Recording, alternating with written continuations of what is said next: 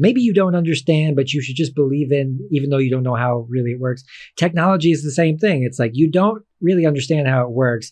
And so, you kind of fill in your own imagination. Like there's little elves in your smartphone, like moving things around.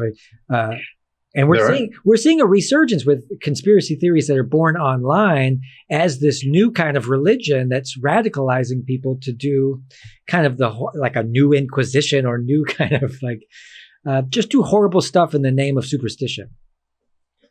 I mean, I think all of this, to go back to one of our oldest technologies, I mean, all of this sort of says something about the power of stories, right? That, the appeal, say, of transhumanism is partly in the story that transhumanists are able to tell themselves about this kind of liberation from certain human constraints. But the power of conspiracy theories too has everything to do with just the way that you've got a story. I'm living in this chaotic world. Nothing makes sense. Here's a story that will make sense of everything in one package for you. And there's something so empowering and so exciting about having a story that can just make everything fit together where before it didn't make sense.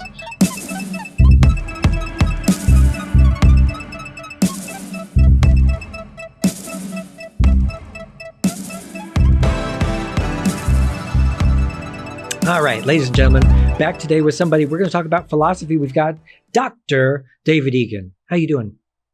I'm very well, thanks. Thanks for having me. Yeah, so he's, among other things, studied extensively on philosophy at, University of Toronto, Harvard, and Oxford. Is that right?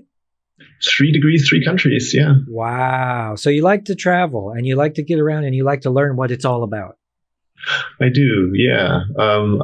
Yeah, I do like to travel too. I mean, I've sometimes thought I should try to write something about philosophy and travel, but I haven't yet. But I feel like my interest in the two of them are probably related in some way I haven't yet articulated. Aren't there great philosophers that did a bit of traveling themselves and gathered wisdom through doing that? Yeah, I'm trying to think of a good example of that. I mean, the first thing that actually comes to mind is Jean-Jacques Rousseau, the Swiss philosopher, in his Discourse on Human Inequality, has this line about how philosophy doesn't travel well. That he has this example about how philosophers seem to just, when they're talking about these human universals, about what human nature is like, they're really just talking about their local environment, and that philosophy doesn't know how to travel. But that's sort of the opposite of what you're trying to say. Right. Yeah, that's a tough one. Well, you have who was the Buddha? He was stuck in his little palace, and then eventually he started to make his way outside the comfort of this palace, and then he discovered that there was suffering outside, and then he packed his bags and went on a little journey, I guess. Actually, I mean, the thing I was thinking of was also the way that Buddhism traveled across the Himalayas into China and Tibet and elsewhere, because you had these intrepid Indian Buddhist thinkers who wanted to carry it far and wide. Certain things probably get stapled onto it as people are traveling across the land. The philosophy changes or something, or it gets an amendment to it or something. Oh, for sure. I mean, again, like I think Buddhist philosophy, it's sort of maybe easier to see how. I mean, one striking aspect is the way that a lot of Chinese and then Korean and Japanese Buddhist thought is deeply influenced by Taoism, which obviously you don't get in the original Indian version and stuff like that. Yeah. I'm sure you think of European equivalents, but I'm not thinking of one off the top of my head. I don't know. That's your job. I don't know. Yeah, sorry. But I wanted to ask you, what are the differences and similarities between some of the old guys and the new guys? You have the ancient Greek crew, but then you have newer guys like Sartre and things like this. Is it different nowadays? Have we learned anything new, or is it kind of a rerun? Yeah, I mean, it's funny you ask that, right? Because I feel like that is a question that philosophers mull over. Like, have we made any progress? Is philosophy the kind of discipline that should be trying to make progress? I mean, on one simple level, a lot of the questions seem perennial, right? The ancient Greeks were asking things like, what is knowledge and how can we acquire it? And, what is there, what are the ultimate foundational building blocks of reality and that sort of thing? And philosophers are still asking those sorts of questions. They're coming up with different answers, but it's not like, well, we've got the knowledge question sorted now, let's move on to something else. That, in some ways we're still addressing the same questions. New questions come along. There are some questions that seem perennial, but like a lot of thinking about the mind and the nature of the mind seems to change a lot. It's not like the Greeks didn't think about the mind, but the word consciousness only really enters our discourse in the sort of early modern period, at least in the form that we use it now. And so there's a whole sort of way of thinking about consciousness that's shifted. And obviously right now, one of the sort of hot topics among philosophers is, concerning artificial intelligence. And, what does that teach us, not just about, ethical, technological, possible futures, but also what does it reveal about ourselves and our own minds, that, certain things can be replicated artificially and some things are harder to replicate artificially and stuff. So, it does seem like changing conditions change the way we ask questions, but at least some of the questions seem to have some continuity. Yeah. So you see that some of the very modern philosophers will have to absolutely incorporate some amount of science into new conclusions about philosophy, like artificial intelligence. Shouldn't that just tell us, hey, we're actually quite simple in a way? Or, the ways in which we're complicated and the ways that we're simple are different than we imagined, right? That, there's a sort of this idea, kind of a traditional idea, like, the great crowning achievements of the human intellect are things like, these intellectual activities like playing chess. We were able to get a machine that could beat the best chess player in the world faster than we were able to get a machine that could walk on two legs. So, some of the things that we're able to do, like just walk on two legs without falling over, actually require tremendously sophisticated cognitive work. It's just that it's not sort of happening at this very deliberate, frontal cortex kind of level. And so we're less aware of just how clever it is to be able to walk without falling over. Yeah, that's a fantastic example. I'm glad you thought about that. Yeah. Yeah, for me, it looks simpler, and also how frightening is it about AI too? Is the idea that what's weird to me is we've come to this point of philosophy where we think we need it, or we think that and this goes into one of the questions I'll just ask you. Technology seems to be this aim to like alleviate suffering, right? Like we're going to do away with these minor pesky life inconveniences. What did the ancient philosophers say about technology? And isn't there a limit to how much joy and sadness one person can feel? Or yeah, it's an interesting question. I almost want to sort of, first of all, what did the ancients say about technology is a tricky one, right? That the word technology is a Greek one, right? Like techne is the Greek word for a skill or a craft, and the logos of techne is sort of like the way of understanding skills and crafts, but the way that they were talking about that was just so different from what we mean by technology today. I think one way that's helpful is maybe to distinguish between, you might say, the form of a life and the content of a life. That to the extent that like technology has this effect, like you're saying, of making our lives more convenient, alleviating suffering, and all the rest, is sort of changing the content of our lives, right? That there's things that I can do in my life. I can order food on a little machine in my hand in a way that I couldn't 20 years ago. That kind of thing. That's convenient. But one philosopher that I think about a lot in connection with technology is Martin Heidegger, who's not an ancient philosopher. He died in the 1970s. But part of his concern with technology was that without even noticing it, it transforms, I sort of use the word, the form of our lives, but the way in which we relate to life as a whole, to being as a whole, to use Heidegger's term, right? So, for Heidegger, one characteristic feature of thinking technologically is in terms of grasping. That, when I'm living in a world that's conditioned by technology, everything around me is stuff that I can use, I can manipulate, I can sort of direct to serve my own purposes. And that then sort of closes me off from noticing aspects of the world that I might have noticed if I wasn't so focused on sort of controlling things and bending them to my will. That there's something very willful about our use of technology. And, simply, and again, there's a way in which it changes the content of my life, that food's more easy to get and all that sort of thing.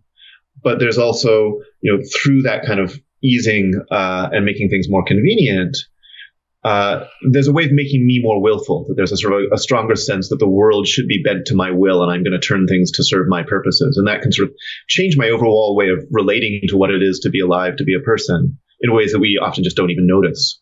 And, I think like part of what philosophy does when it's doing its job right is to draw our attention to the things that are kind of always there in the background that we don't really notice.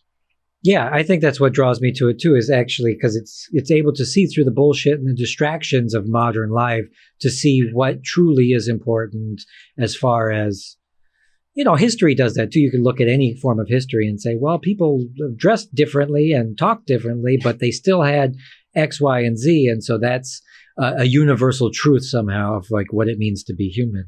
And yeah, that's what's appealing to me. But is it subjective morality, like whether or not this is okay to be distracted by these kind of modern doodads? And I mean, it's interesting. Like Heidegger in particular, I mean, the other person I want to bring in here is Simone Weil, another sort of early mid-20th century European thinker. We'll come to her in a second. Heidegger stays away from the term morality. And I think that might, I mean, this is me fudging things a little bit, but it might have something to do with that sort of form content distinction I was drawing earlier, that, morality kind of deals with the content of my life, that I shouldn't tell a lie because it's wrong to tell lies, but that doesn't say anything about kind of my overall relating to my life as a whole. And I think Heidegger's sort of more concerned with that. So it's not that he's saying, technology is immoral or that it's moral, but rather saying that, it kind of changes the overall shape of our lives. And for him, in ways that are not good, but not because they're morally bad, but maybe, I mean, again, this is not a term Heidegger would use, but, I might want to say spiritually bad. And if I may, I could use the spiritually bad part to connect to Simone Weil, who I think is a really interesting thing. I mean, she was sort of a deeply religious thinker, but one of the sort of keystones of her thought was the idea of attention. And that, on one hand, there's a certain kind of attention that is essential to living a rich and fulfilling and spiritually connected life. And she didn't really talk that much about technology, but I mean, I think Simone Weil is having a bit of a comeback these days, partly because we're living in what's often now called an attention economy, where, through technological means, there are tremendous resources deployed to grab our attention, to distract our attention, to draw our attention in different directions. So that, nowadays, like the kind of discipline and steadfastness that's required to kind of choose how to direct your attention is, much more challenging than it used to be. And even if we don't sort of take all of the kind of religious inflections that they puts on the idea of attention, I think that idea of attention sort of has a significance and a salience for us now that, it probably didn't have as much before the rise of what we call the attention economy. I think we're going to start to continue to see this evolution of technology change what it means to be human, because at the end of the day, it's completely up to the eye of the beholder to decide whether or not that to be crippled by technology or to be manipulated by technology is even a good or a bad thing. Anybody can say anything at any time and be okay with it. And that especially comes true about transhumanist kind of where people want to have computers inserted into their brains and to be genetically modified to, breathe underwater or whatever like this. Some people are okay with it. Some people are not okay with it. I find it a little disconcerting, honestly. Yeah, no, it's funny. I was about to mention this whole transhumanism thing, right? I mean, it's interesting to think that, it seems like the idea of humanity is kind of under a certain sort of pressure in the modern age. And it seems like there's one camp saying, like, we must at all costs preserve our humanity. And there's another camp that's sort of saying, like, we finally have the means to be liberated from our humanity. We can be something other than or more than human. And, it's an interesting back and forth, like how people relate to this question of, do I want to stay human? Is that something I want to get away from? And this goes, I mean, I think that, one of the things I find really interesting about the whole transhumanist thing is how much you find echoes of a certain kind of notion of transcendence in, theology, the idea that, our human nature is something that, finally we can overcome. And I think there's some really interesting echoes from sort of older theological notions of kind of escaping our human coil and, reaching a connection with the divine, and what you have in the sort of transhumanist aspiration to kind of upload our brains to the cloud and live forever. I really dig that, because this thing is that it was based on a heavy superstitious kind of thing about maybe theologic. It was based on stuff that maybe you don't understand, but you should just believe in, even though you don't know how really it works. Technology is the same thing. It's like you don't really understand how it works. And so, you kind of fill in your own imagination. Like there's little elves in your smartphone, like moving things around. And we're seeing a resurgence with conspiracy theories that are born online as this new kind of religion that's radicalizing people to do kind of like a new inquisition or new kind of like just do horrible stuff in the name of superstition. I mean, I think all of this, to go back to one of our oldest technologies, I mean, all of this sort of says something about the power of stories, right? That, the appeal, say, of transhumanism is partly in the story that transhumanists are able to tell themselves about this kind of liberation from certain human constraints. But the power of conspiracy theories too has everything to do with just the way that you've got a story. I'm living in this chaotic world, nothing makes sense. Here's a story that will make sense of everything in one package for you. And there's something so empowering and so exciting about having a story that can just make everything fit together where before it didn't make sense. Storytelling is like our oldest technology, and yet it's still the most powerful one, you might say. And it's as long as it's emotionally reactionary, where you feel like, hey, I can empathize with the character in the story, or I can picture this story in my mind, and so it makes it believable and gives it a connection, and then people are just, whether it's the Bible or whether or not there's pedophiles in pizza places, it is an amazing story that can't be not retold. It's amazing. That's amazing. That's an amazing. The two greatest stories ever told. There'll be a Bible in the future that doesn't have a cross on it, has a little Q on it, and people will, in hundreds of years, they'll be like, "Oh my God, let the gospel bless you." Well, another thing is we always like to rail on, especially on this show, is about capitalism and consumer culture. There was a philosopher in the 50s. I think it starts with an A. I want to say Arduino or Adorno. Adorno. He came from Italy and went to America, to California, and saw that. He said Walt Disney is the most dangerous man in the world. But he was basically railing against kind of the consumer, mindset of Americans in the 50s. Do you find that consumer culture and capitalism is at odds with kind of the consensus on philosophy? I don't know if there's a consensus on philosophy. If there were, we wouldn't have anything to talk about. I mean, I don't know. I have sort of two thoughts in response. I mean, one is, philosophy is always in some way kind of responding to the situation it finds itself in. So, I guess Adorno is a great example of this, but, you might say, reality is the raw material for doing philosophy, right? So the whatever the situation is, this is what we're going to philosophize about. So, I would say that, capitalist consumer culture is neither more or less material for philosophical reflection than any other kind of cultural setting. There might be something about the way in which, again, consumer culture directs the attention in a way that's antithetical to the kind of attention that's required for philosophy, right? That to do philosophy, you need to sort of stay with one thought doggedly for a long time, and that isn't something we're exactly trained to do nowadays. But I mean, so Adorno was, he was sort of a thinker in the Marxist tradition, and one way you could sort of frame like one broad contrast in sort of the history of the last couple hundred years of philosophy is the Hegelian idealist take and the Marxist materialist take. And like Marx notoriously was said to have turned Hegel on his head, that, for Hegel, in effect, ideas were the engine of history. That, ideas were what drove change and all the rest. And for Marx, it was the reverse, that it's sort of material conditions that then shape the ideas that we have. So, depending on, I think this is one reason why somebody like Adorno was alarmed by a lot of what he saw in America, was seeing the material conditions shaping the way in which people think. Whereas, the Hegelian version would be something more like, the ideas we have will then, build the world for us. But especially to the extent that you're of a more Marxist bent, then the material conditions of what they like to call late capitalism. But I don't, that sounds awfully optimistic to call it late before it's done, is maybe a cause for concern. Yeah. Well, it's like the end of the game of Monopoly, and as somebody's got all the money, and you're basically just paying out all the money until you're bankrupt. And so we're almost at the end of the game, basically, when it comes to capital. Some people are doing all right.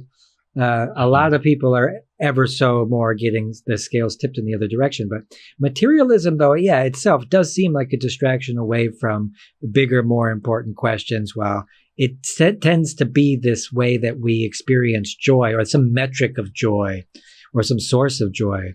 And like you go back to saying, well, it's philosophy isn't saying it's good or bad. It's just observing what is, right?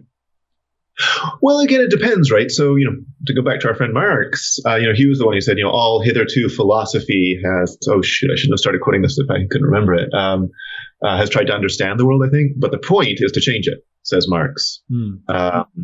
On the other hand, Wittgenstein, who's a big hero of mine, says philosophy leaves everything as it is. So even whether philosophy is supposed to be changing the world or simply observing the world is a question that philosophers disagree on. So, well, I kind of like the second more, yeah, because I think. But I'm somebody who also believes that you should leave everything alone and stop with all the progress. I guess that's my narrative that I try to carve up always, is saying, we could have done without a lot of the technology and a lot of the doodads and gizmos for leave us something to mitigate and regulate at a later time. It just seems kind of foolish. Yeah, I mean, there's also that, going back to that issue of willfulness, right? That if I'm determined to change the world, I'm trying to impose myself on the world, and that at least, I'm thinking like both Stoic and Buddhist philosophers are inclined to say, the more you demand that the world conform to your wishes, the less happy you're going to be. So maybe you should just stop trying to change things and, allow yourself to accept things as they are. I can dig that. And so this is an interesting thing as to how the Greeks and the Eastern and then the modern all kind of do confirm that to live is to suffer to some degree, right? I mean, depends on who you're asking. I mean, this is obviously that's the first noble truth of Buddhism. So in that tradition, that's front and center. Arthur Schopenhauer, who's like a 19th century German philosopher who's very much influenced by Indian thought, kind of went along those lines. But, a utilitarian philosophy is based on the idea that happiness is good, suffering is bad. It's our job to, increase the balance of happiness versus suffering. And there's, something very optimistic about a lot of utilitarian thought in the sense that this is something we actually can do something about and ought to do something about, is to sort of increase happiness, decrease suffering. And that's something that can change. But for them, there's a question of, which one predominates, and we can put our thumb on the scale if we work at it. And this is where the acceptance of technology and progress comes in, is saying, well, if it alleviates suffering, let's give it a whirl. But in a lot of ways, I think somebody in the ancient Greek tradition said, you can't alleviate really suffering. All you can do is shift it to one form of suffering to another. Yeah, I mean, right. Like, I'm talking in the comfort of my apartment in Vancouver, where I can sort of think like, do I really need my smartphone? But fewer people, a smaller proportion of the world is dying of starvation than did, 50 years ago. And that has a lot to do with various technological improvements that don't touch my life as directly as they touch lives of people who are in much worse circumstances. So, it's maybe easier for me to think, I don't need all this stuff. But the world's a complicated place. Well, strip it away sometime and see how you do. That's all you can really do. Right. But again, there's that luxury of stripping away, right? Like, I can choose to strip away. You've got people in a lot of parts of the world who are like, yeah, great that you can choose to strip things away. I wish I could add some things on. No, and that's absolutely true. I had a mix when I set out on the road, lived a bohemian lifestyle, became homeless for about 10 years. And at some point I was in a position where I couldn't just hoist myself out of right away. And I noticed how real that is. And through that, I became completely in tune with everything from the important parts of what it means to be human for the last however long humans have been recording themselves, and also the empathy for everything down to animals and microbes and everybody. This just came naturally. So some amount of experience probably creates that for you. Yeah, I think it's harder to be selfish when. Actually, I don't know. I was going to say it's harder to be selfish when you've sort of had all the from you, but I don't know if that's true. But maybe it is. Do you think empathy is a mechanism that exists in the brain that needs to stay sharp? I don't know where I would go with brains and all the rest, but I'm a fan of empathy, and I suppose it is something that like a lot of things you can make a habit of. You cultivate a habit of seeing the world empathetically or not. Well, this would make it so you absolutely have to act on that empathy because you'd be uncomfortable seeing somebody else suffer. And so that you would actively be participating in alleviating that suffering, like we said, maximizing joy and minimizing it. So empathy is like sort of the gateway drug to making that happen. Yeah. Yeah. Yeah, I'm just trying to... Shoot, never mind. Sorry, I was gonna. There's some stuff that Simone Weil says about this, and I couldn't remember it, so I'm not going to try to do a bad version of Weil. Again, she sort of really emphasizes this attention to what she calls the affliction of others, which is so hard to, so hard to look at directly. That she thinks that we have this strong aversion to looking at it, but also that doing so is transformative and essential.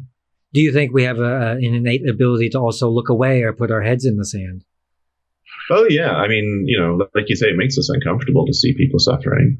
I think the natural response, and even like some, and I see this in myself, right? Like certain empathetic responses are, this kind of complicated dance of like, oh, I want to sort of be present for you, but not that present, right? That that there's to really fully kind of enter into the suffering of another person is almost unbearable. I'm like, I want to help, but I also want to make sure I keep a certain distance. That is so funny. Yeah. I mean, this is absolutely true. But then I find myself totally willing and to go there, but I live an entirely miserable and uncomfortable existence because of my hypersensitivity to that. But, this is like how we can enjoy a movie, right? Is by looking and saying, oh, I can empathize with this character and, take me on a journey.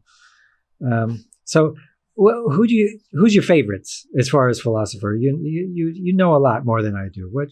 I mean, Wittgenstein has always been my big hero, who doesn't have much to say about, the state of the world and all the rest. Or he does, but that's not his main focus. What is his focus? Well, I mean, okay, what I find interesting, one of the things that's interesting about Wittgenstein is, to read his stuff, it seems like he's making a bunch of remarks about the nature of language and about the nature of mind.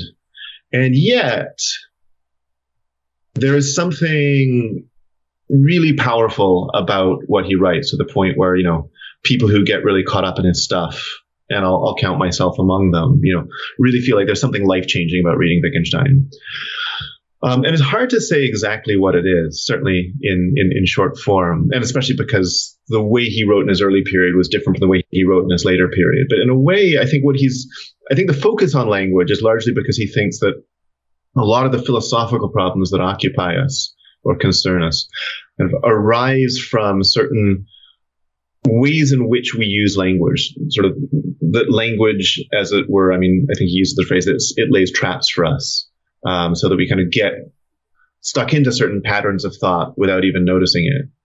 And there's something sort of, I almost want to say Zen-like about Wittgenstein's work, that he isn't saying like, here's the right answer to your question, but by kind of giving this a certain kind of scrutiny to the questions we're asking, makes us realize that there wasn't a question there to be asked at all. So that sort of, the end point for Wittgenstein isn't, here's my system, follow me, but something more like, so now you see that there wasn't anything there to concern yourself over at all. There's a sort of a relaxing of tension rather than a sort of building up, which I think is quite beautiful. I mean, he also writes beautifully. Is he more of a nihilist or is he more kind of positive?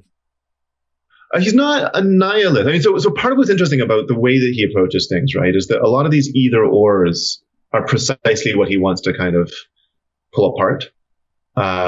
So, on one hand, he disowns having any kind of positive philosophical doctrine, but you might say like you're only a nihilist if you want to say like, there are these positive ideas that you could have, but I reject all of them. And in effect, Wittgenstein is saying, you aspire to have these positive ideas, but if you look at them right, you'll notice that there wasn't anything there to grasp onto in the first place. So I'm not rejecting anything because there's nothing there to reject. I'm just showing you that the thing you thought you wanted to grip onto, or as a nihilist, the thing you thought you wanted to reject isn't there to be grasped or rejected at all. And so there's a sort of a letting go rather than a grasping or rejecting. Yeah. Is it possible to be nihilistic, but also just try to seek out joy?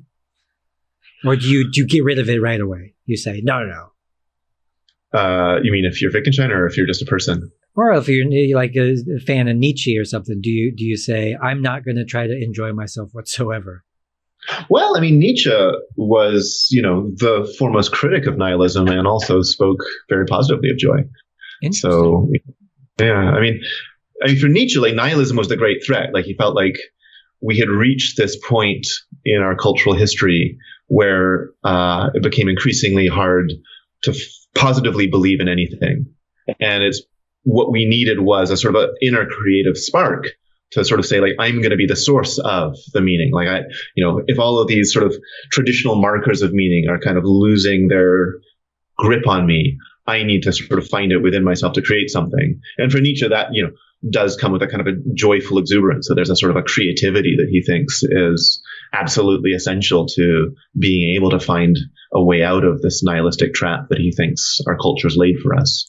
Did he was afraid that all of our belief systems would collapse and that we would have some void to fill, that the social cohesion of religion would go away and then it would be hell on earth? Or yeah, although part of what's interesting about it is that for him, this isn't sort of like a reaction against religion nihilism, but rather sort of its logical endpoint. That, part of what he sees, especially in the Christian tradition, is what he calls an ascetic spirit, a sort of a spirit of self-denial. That you're going to sort of, the meek will inherit the earth. I'm not going to try to be strong and powerful. And there's a sort of a saying no to things that he thinks is absolutely central to Christian thought. And for him, then, the logical endpoint in this is saying no to even God himself, to the point where, and he also sees, modern science not as a sort of the thing that has overthrown Christianity, but again, a further intensification of that. So the sort of asceticism of, pursuing the truth at all costs, even if it undermines all of my cherished beliefs. All of this is sort of part of this European tradition that's been going on since, Christianity or whatever, that he sees sort of trending toward this endpoint of having nothing positive to believe in. So, he sees this sort of as part of a long, big trajectory that, he feels like we need something new to respond to it with. What was causing the threat of the loss of faith during that period of time? Was the church waning in influence, or? I mean, it was. I mean, I think, so Nietzsche was writing in the late 19th century, and, he could see, just sort of historically speaking, right, the church had less of a hold on people then than it did previously. And obviously now we can see that even less than it did in the late 19th century. But again, for him, he wanted to see this in a broader historical trajectory, right? That he wanted to see this not as a sort of a sudden transformation in 19th century or post-Enlightenment Europe, but all of these trends as developments from some, they weren't reactions against this basic asceticism in Christianity, but rather intensifications of them, so that this is sort of a logical continuation of a trend that had been going on for some time. Interesting. And Kierkegaard, predated Nietzsche by a few hundred years? And just a few decades. So Kierkegaard was sort of writing in the 1840s, 1850s, and Nietzsche kind of got going in the 1870s, 1880s. Oh, okay. Yeah. And so, but Kierkegaard was largely religious based, right? He was a religious man. How did their thoughts differ, or their? Yeah, that's interesting. So, I mean, they're often compared, right? They're sort of two, proto-existentialists, right? In the, 20th century, you have people like Sartre, who's sort of the guy who actually embraces the title of existentialism, but they are both often seen as forebears, although the term existentialism wasn't coined until the 20th century. And yeah, so, I mean, one of the things that's distinctive about Kierkegaard is, on one hand, yeah, he was a deeply Christian thinker, but he rejected the idea that there could be a kind of a rational proof of God's existence, or, I not only that I can't, but I should not aspire to reason myself or you into believing in God, that it essentially involves what he calls a leap of faith. And he thinks that what's distinctive about religion is precisely that it kind of breaks the bounds of all of our nice rational system making. And to the extent that we're committed to sort of rational system building, then there is no place in that system for anything that he thinks is worthy of the name of religion. So I think for both him and Nietzsche, there's a sort of a reaction against kind of reason-driven enlightenment idea that, we can just sort of think our way to the solution of all our problems. That for both of them, this sort of immense faith in reason is part of the problem rather than the solution to the problem. And yeah, for both of them too, there's maybe a notion that, ultimately there's a kind of an individual commitment to a certain life trajectory, even if for Kierkegaard it was a deeply Christian one and for Nietzsche it wasn't. To some extent, these philosophers were all human beings that could taste and feel feel emotions, and so the to feel joy is paramount to almost every living human being. So, were there a philosopher throughout history? Which one was the bleakest and most miserable, tragic? I mean, Schopenhauer likes to, I think, claim that title, where he's often associated with pessimism. And again, this is him very much influenced by a certain strand of Indian thought that was starting to kind of trickle into Europe in the 19th century. So Schopenhauer was sort of writing in the early 19th century mostly. But he sort of absorbs this idea that life is suffering. And I mean, how he deals with that is complicated and tricky, but it's basically along the lines of get out as best you can, rather than here's a way to find joy in life. Well, there's something I can really appreciate is the guys that can clock out when they feel like there's no gas left in the tank. Just say, all right, that's it. There was a famous Greek philosopher. You can tell me if you know who this is, but I think he was a philosopher of some kind, and then at some point he was hunted by the Romans. And he killed himself in a bathroom. And at the end, he said, what are you going to do? This is how it's going to end. I'm fine with that. And I forget who it was, but it also, it just seems like this idea of to live is to suffer and like death is completely natural. And it goes back a long way and transcends almost every century. Yeah, I'm not sure who you're thinking of, but I mean, there's definitely a strong thread in both Greek and Roman thought that it's cowardly to prize your life above standards. So I mean, the kind of emblematic figure here of, I guess, philosophy as a whole is Socrates, who was put on trial for corrupting the youth and preaching false gods to the people of Athens, or the youth of Athens. And there's a text called Plato's Apology, which is Plato's record of Socrates' speech in his defense. And there's nothing apologetic about it. Socrates basically says, here's the way I've been living. These are the reasons for why I've been living this way. If you put me to death for it, you're going to be doing yourselves more harm than me, because you're going to be committing an evil. And it's far worse to commit an evil act than to die doing what you think is right.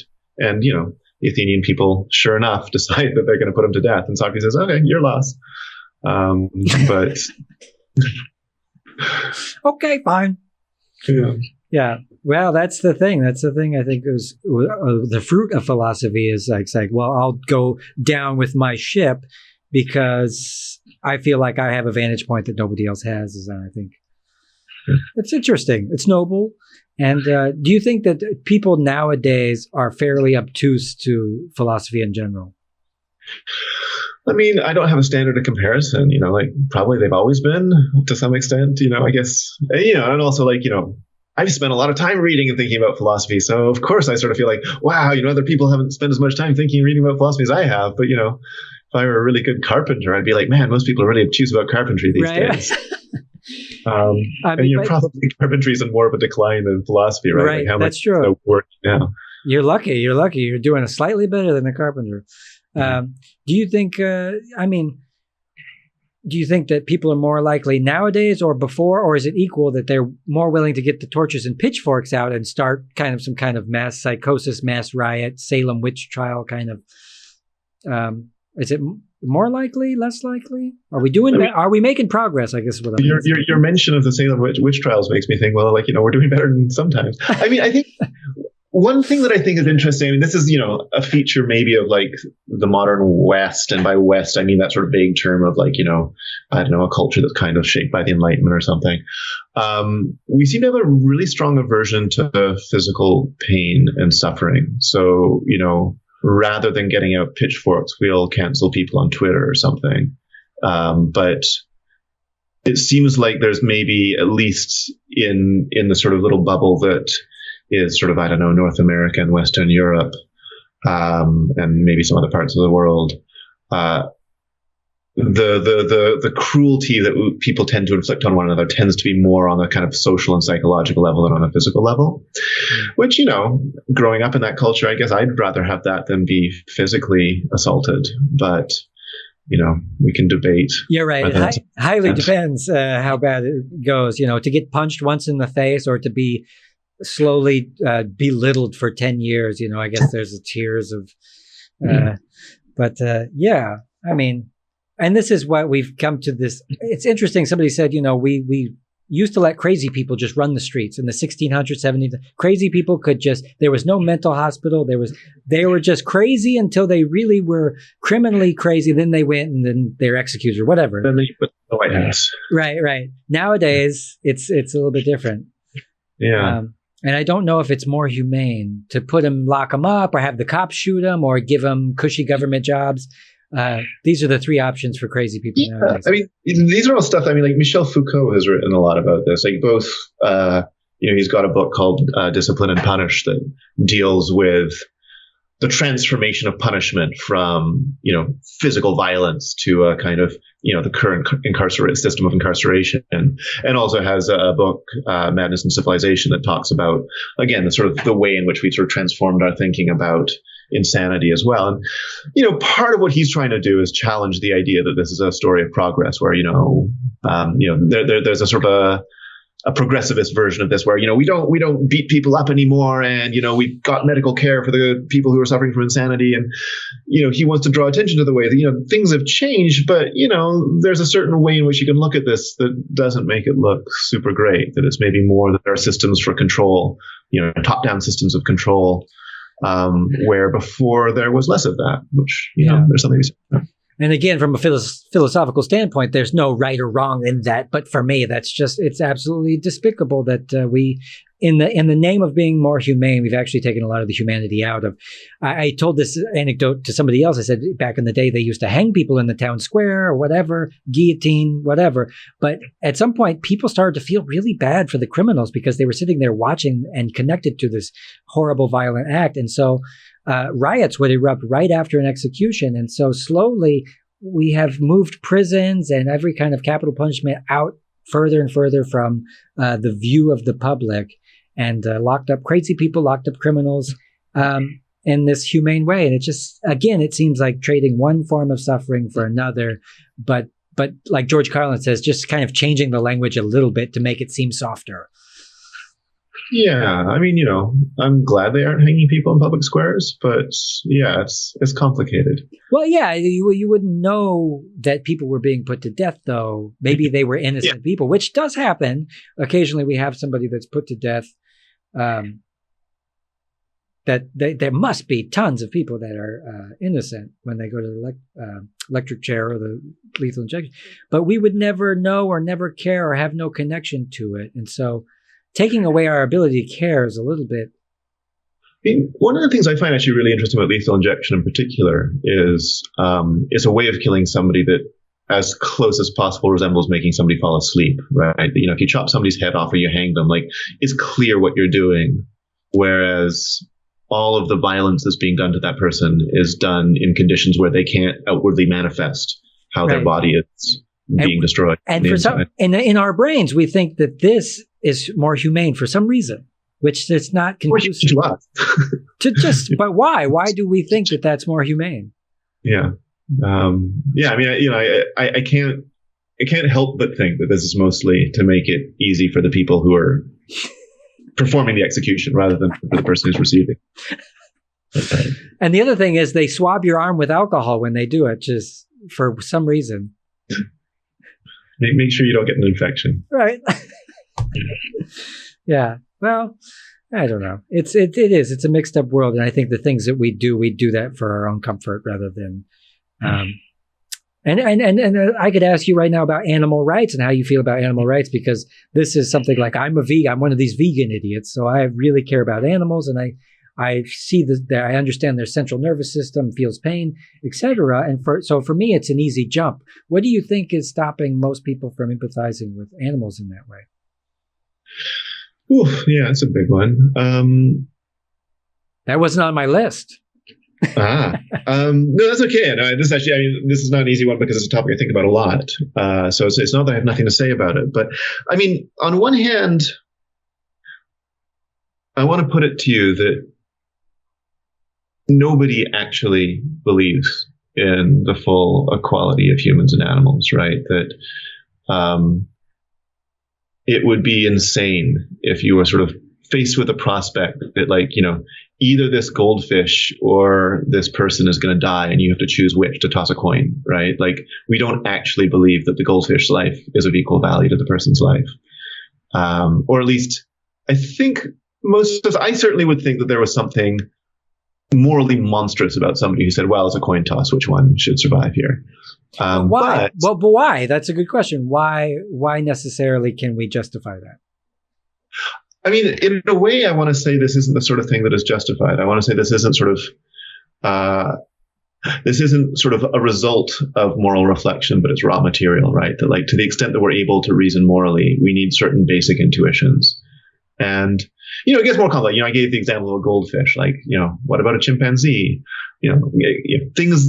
And one of the things actually I think is really interesting about reflecting about animals is you can always come up with cases that make it more complicated and all the rest. But I think so. Okay, on one hand, you know, I don't think anybody seriously believes in, you know, absolute full human animal equality. On the other hand, you know, I'm with you, right? Like, I'm a vegetarian who's most way toward being a vegan. Like, you know, not just because, you know, there's obvious things that, again, like, I think if you look at what happens to animals in factory farming or something, like, again, I can't believe anybody who seriously thinks there's no problem with that. You know, in the same way that I can't take seriously anybody who really thinks goldfish human life toss up.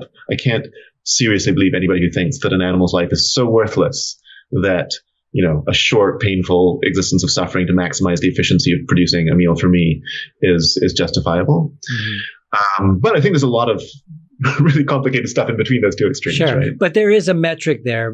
Go back to the goldfish in person scenario. It's like there has to be some metric for us, justification, because this is going to plague us for the next however long that humans may be or may be not alive, next 100 years tops, that we're going to have to figure out what that metric is and say, well, why are humans superior to which animals and for what reason and by how much? Because you could say, and I am for all equality, but it's impossible, especially when you talk about microbes. You're going to end up stepping on an ant, etc. But does a goldfish experience less pain, more pain? How easy does it forget? What would be the metric? Again, I'm not sure metrics are the way I want to go. So, I mean, you know, give you another analogy. If it's my mother and a total stranger, and I'm told one of these two people is going to be killed. Okay. Again, I think it's monstrous for me to toss a coin. And it's not because, you know, there's something about my mother that gives her a kind of a dignity that means that her life is valuable than this random. I don't know. Maybe this random stranger is wonderful. But you're biased in a totally understandable way in that perfect scenario. But let's say it's like an Indian guy and a Chinese guy that you don't know and you've never met, same age, same height. I guess what I'm trying to draw is, you know, I sort of feel, you know, I don't want to say I'm biased toward my mom. I want to say that there's a tie of kinship there that means that to me, it is right and fitting that she is more valuable than a stranger. Mm-hmm. And I want to say something similar, you know, without even getting into metrics. And, you know, I think you can talk about, you know, some people would, with the goldfish question, a lot of people would want to go straight for the, like, you know, capacity to feel pain, blah, blah, blah. I'm not even interested in that. I just want to say, like, on a very basic level, like, I look into your eyes and I see a kind of kinship that I will never see looking into the eyes of a goldfish. And in the same way that I will choose my mom over a random stranger, I will choose you over a goldfish. Yeah. Well, that's a pretty decent, and that's like honest at least. But, you know, there's a lot of vegan activists would throw us both under the bus for saying these things. They'd say, well, they would throw us under the bus and save the fish. Yeah, but again, I don't believe them. I mean, it's not that I think they're wrong. It's that, like, I literally, you know, the same way that you can, you know, you have, and this is maybe, I mean, some people would take this as a monstrous comparison, but, you know, you have, you know, during various kinds of mass atrocities, people who are able to somehow reason their way into sort of deciding that a certain group of people are vermin and just must be exterminated. We can reason our way into all sorts of things that if we, I don't know, I mean, I'll use sort of figurative language, but if we examined our heart, we would realize is not a tolerable position. And I want to say that similarly, you can reason your way into valuing a goldfish more than those horrible humans who are corrupting the planet. But this makes it so, but this admits straight away that humans and beings are inherently racist because they're xenophobic to the extent where they like the people that remind them most of themselves and feel more disconnected feeling to those people who are different than these people over here. Well, I mean, I want to say to some extent that's right and proper. To the extent that it's my mother versus a stranger, I think it would be perverse for me to be like, well, they're both human. In certain circumstances, maybe, but at a basic level of, there's sort of moral questions of kind of right and wrong, good and bad, weighing things up. But I think kind of underlying all of this is, basic facts about care and concern, right? That, before I want to start, totting up, a list of, moral considerations, there's this basic fact that I am a person who is connected to the world in a relation of care, right? That I care about others. I care about the world I'm in. I care about completely non-alive things like trees and river. Well, trees are alive, but rivers or whatever else. Mm-hmm. And that I think comes before any question of on what basis, because the river certainly isn't going to suffer if I pollute it or whatever else. But there's something, I don't want to just say, well, it's wronging all the people who want to use the river. I'd say it's wronging the river in some important sense. But it's also wronging the river because I am doing something wrong. That there's some way in which I am closing myself off to some aspect of reality in doing that. And, I think the reason we're even susceptible to things like xenophobia is because, there is something right and proper about, saying, you are my family, I'm going to look out for you. But then it becomes dangerous when my family is the nation and the nation is at war with other nations. Then it gets messy and complicated. Yeah. But I think there's something right in the basic impulse that then kind of spins way out of control into something disgusting. Yeah.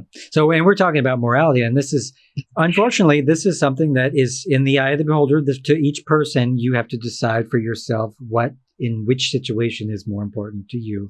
And being that we're floating in a big ball out in space, then there's not really a correct answer, but the rule to live by is to, hey, let's try to do the best we can every time and care about everything because for whatever reason, right? Because to spread joy is better than to spread misery. Yeah, I mean, I'm with you on that. I mean, I don't know if, I think there's good reason to think that people can be right or wrong about their moral judgments. But, I'm in favor of spreading joy rather than misery. So I'm with you. You get behind there. Yeah. Yeah. Well, I hope that that's something that catches on because it seems to be wildly unpopular. All right. Well, we'll leave it there. That was great. What do you say? Would you have fun? I had fun. Thank you. Yeah, no, I didn't know where we were going to go at all sorts of interesting places. I hope my responses were adequate. No, I think you're talking to a dummy like me. I think you did as good as you can. You're making me look bad. I think that's all I really wanted. Well, I sort of woke up this morning thinking I got to get online. I got to make Chris look bad. So I'm glad if I did my job. Spreading joy, alleviating misery. Dr. David Egan. Cool. Well, we'll have you back. We'll wave goodbye to everybody. Thanks for coming, everybody. We had fun. Until next time.